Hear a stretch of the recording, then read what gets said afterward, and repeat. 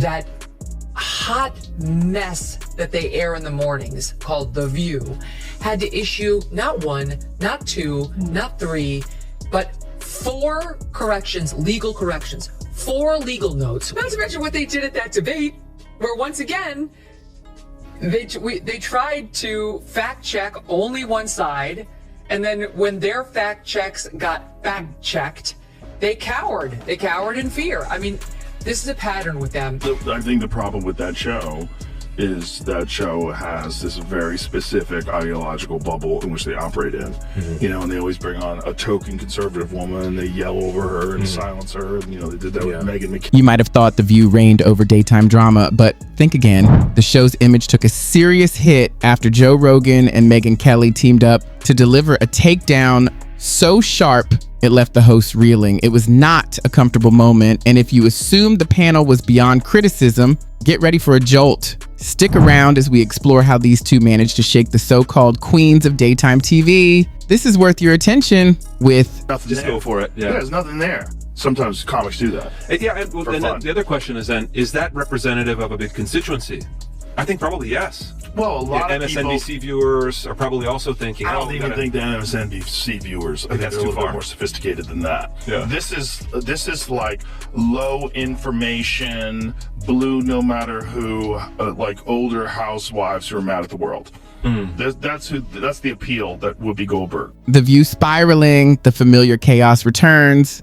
5 grown hosts talk over one another like they're calling spirits instead of holding a discussion. Joy Behar is already worked up over her outrage of the day. Sunny hosts and sounds as if she's explaining science class concepts, while Whoopi looks completely detached, as though she's solving her own puzzle on the side. No one is actually connecting. The moment someone mentions vague themes like democracy or empowerment, the room erupts into noise, and everyone cuts each other off. If pure confusion ever needed a daily program, this would be it. Donald Trump will be sworn in as the 47th president of the United States, yay, on January 20th of this month. Not everyone's happy about it, and many people would like us to be more focused on the insurrection that he personally unleashed, if you ask them. As we discussed earlier, they think it's as bad as like the Holocaust, and you don't have to take my word for it. Here is Sunny Hostin. January 6th was an atrocity. It was one of the worst moments in American history. And when you think about the worst moments in American history, you know, like World War II, things that happened, you know, like the Holocaust, chattel slavery. Yeah, the January 6th is right up there next to Any real point gets buried under overlapping chatter, exaggerated reactions, and Ana Navarro's perfectly timed side-eye, sharp enough to curdle milk. It isn't a discussion and certainly not a thoughtful exchange. It's group therapy wrapped in fantasy and presented as television. You can almost sense the heavy cloud of self-importance drifting from the screen, glowing under studio lights. In fairness, though, I mean, The View has to be, you know, if you average out The View hosts, among the dumbest people on television. And it's like they say the thing that people are thinking, but they say it very directly, so they expose whatever truth. But I don't think some of them are dumb. You don't think so? No, I think Sunny Hostin. You think it's deliberate? I think she's ideologically driven, and they have blinders on for sure. I don't think Sunny's dumb. But Whoopi is certainly not the brightest person, and what she just said just doesn't make any sense. It's just like so silly to say. It's not a well thought out. It's like if you had an idea for a premise and you like it was totally baked and half baked, and you went on stage with it and just Joe Rogan steps in with the calm confidence of someone who's seen every kind of confusion imaginable. Instead of shouting, he simply sizes up the situation with that I can spot nonsense instantly vibe. This is the same guy who has chatted with astronauts, monks, and everyday travelers while still joking that shape-shifting creatures might be running the world. Looking at the View panel, even he can't believe what he's witnessing. They're disgusting. She's Ana Navarro. In your wildest imagination, you could never solo host a show. You will only ever make it as part of an ensemble, and you could never hope to achieve the success that Tucker Carlson has. So you can sit in your little cheap seats all day long and enjoy your little negative henpecking, but your careers are going nowhere, and Tucker is about to dominate in whatever space. Then comes Megyn Kelly, sharp as ever and ready to leave a mark. She's the journalist both major networks struggled to handle, too straightforward for Fox and too persistent for NBC. Now she shows up with receipts, a microphone, and a list of daytime TV double standards long enough to count as a case file. Her critiques aren't just pointed.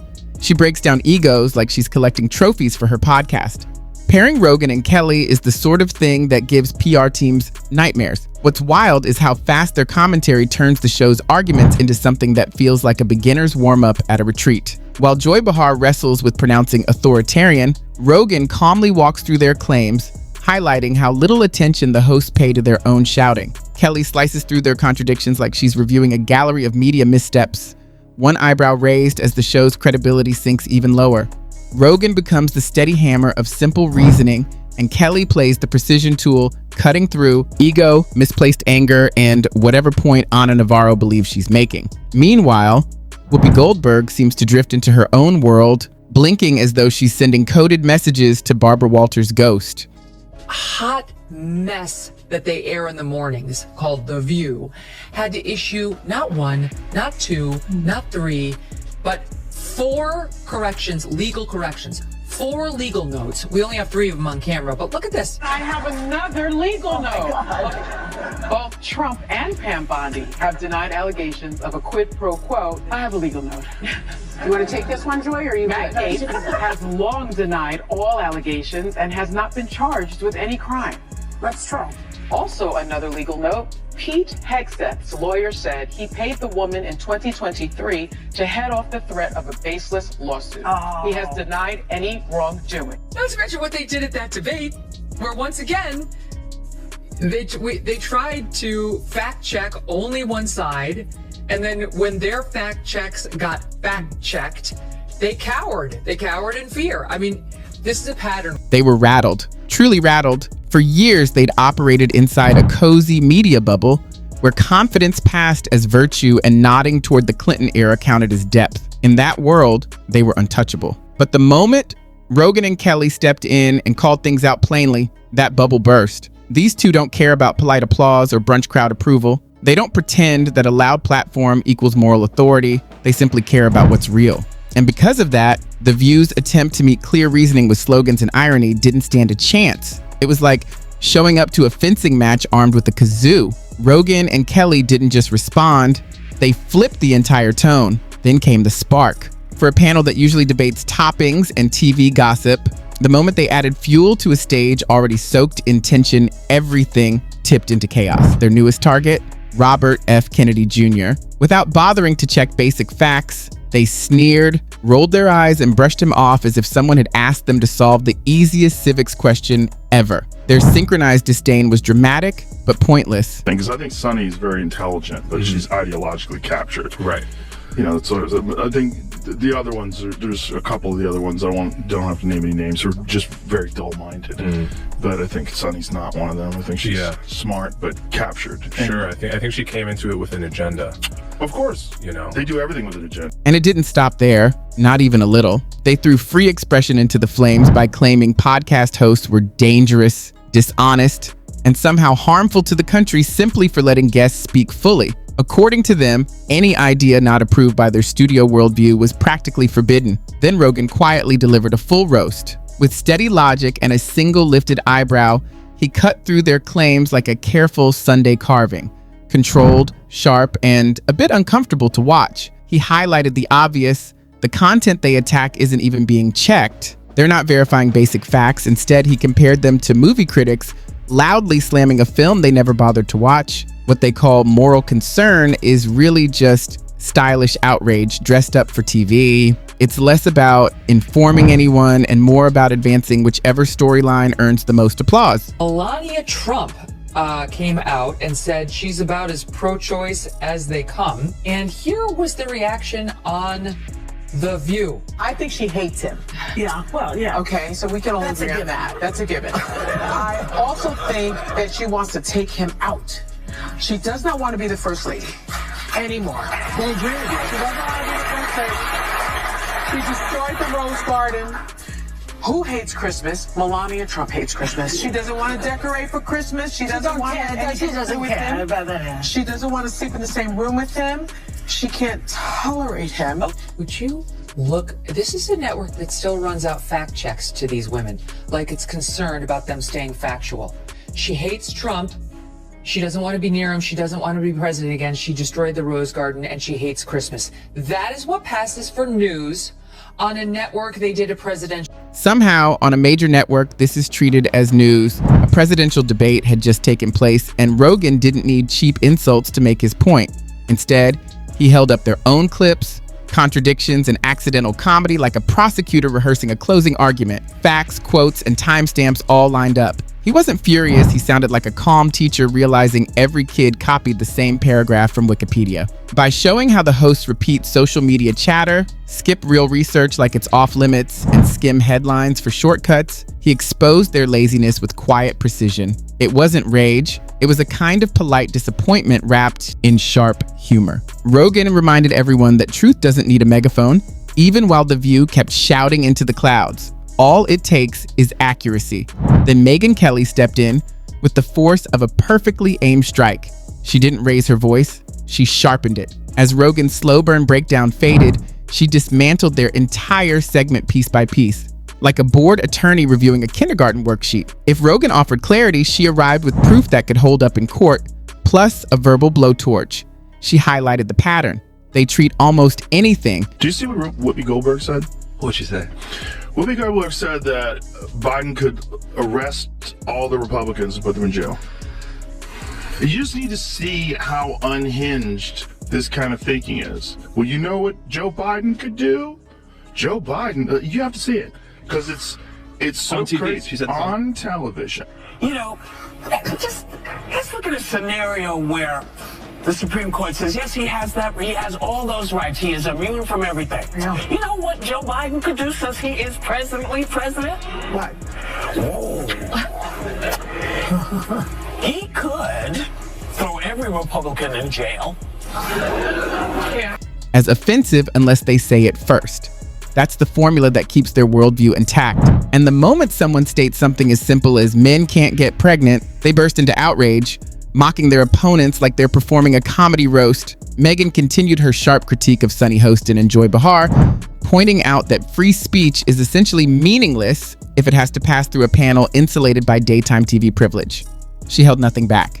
Joy, the show's official eye-roll mascot, was called out for presenting herself as a progressive hero while making statements that would make any thoughtful woman cringe. Megyn also pierced Sunny's polished lawyer-turned-daytime diva exterior, exposing how the show treats any differing opinion, especially from women, as a betrayal. Simple disagreements are turned into attacks on sisterhood, and the table becomes an emotional battleground where Whoopi's earlier comments feel like the only safe ground. Megyn tore through their staged moral authority like a whirlwind, hitting a warehouse of hypocrisy. The critique didn't stop at theatrics. Once the facts came into focus, the dissection became precise. The difference is clear. Rogan and Kelly come armed with thorough research, full transcripts, real context, and the ability to look beyond headlines, while The View relies on emotional snippets and half-formed takes. After The View labeled a particular podcast episode as dangerous, Megyn released a video showing it was actually a conversation about cold plunges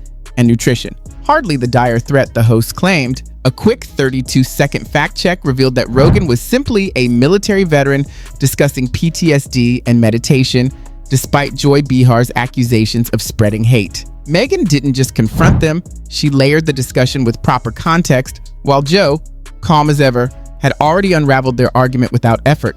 The contrast was striking. While The View mocked long-form podcasts, insisting that audiences only want 10-second emotional bursts sandwiched between ads for arthritis medication or debt relief, Rogan and Kelly approached the conversation with seriousness, preparation, and nuance. Beyond responding, they exposed what The View was trying to conceal.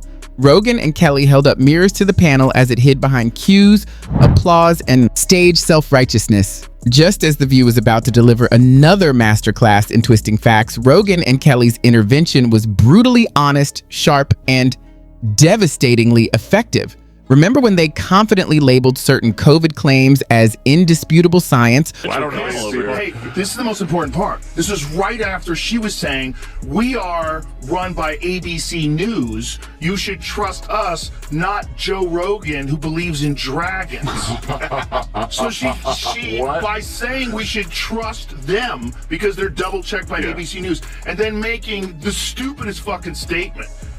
Like you didn't listen to what I said. Yeah. You didn't listen to what the wildlife out, and that's only a part. Only for that science to quietly vanish months later, or when Whoopi's hazy dinner stories and random Facebook posts were used to paint political candidates as threats to democracy.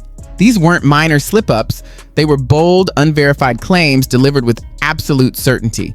And who could forget their classics, declaring court cases clear victories just because they like someone's haircut, or misquoting Joe Rogan so badly that the internet collectively cringed and accused him of spreading dangerous misinformation. Unlike Rogan and Kelly, who don't pretend to know everything, the hosts act as if they've been officially sanctioned by a council of truth. Rogan regularly invites guests he disagrees with, a concept so unusual to their audience it might require subtitles. Meanwhile, Megyn digs into actual case files instead of relying on a cousin's forwarded post. And as the facts mount, protests are inevitable, Dre. They're keeping us silent, they cry. All this from hosts who speak to millions every weekday, yet claim their voices are ignored.